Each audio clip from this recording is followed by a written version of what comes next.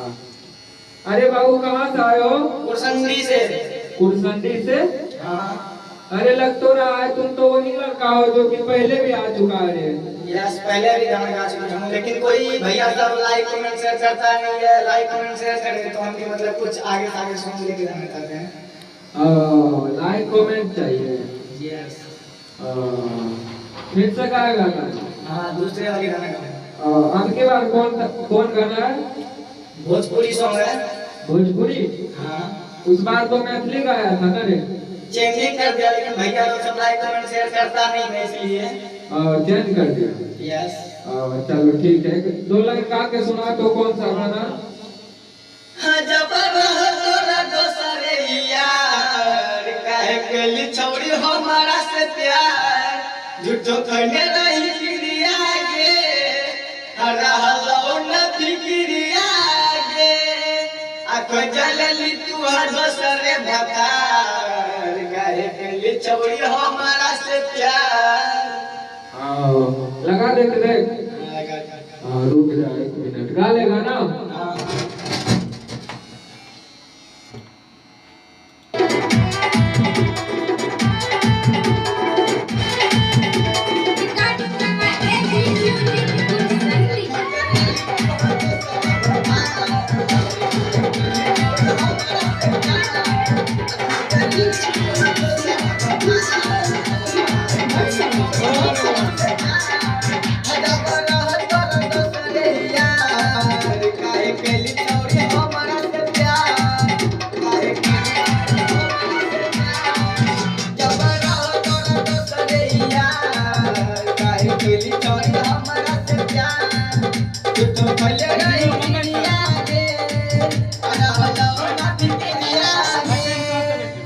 जलली तू दोसर भतार, काहे कैली छोड़ी हमारा से प्यार, अखो जलली तू दोसर भतार, काहे कैली छोड़ी हमारा से प्यार।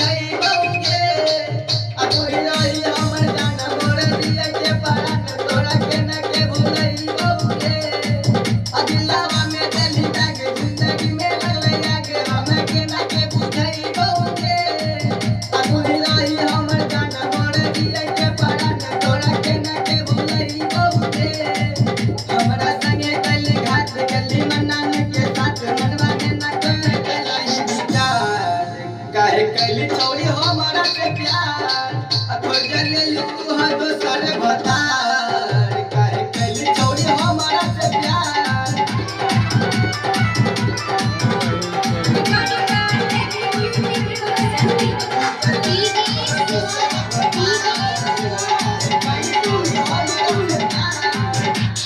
लिख के नाम कर दिली बदनाम, हम जी नहीं कोई बहुगे,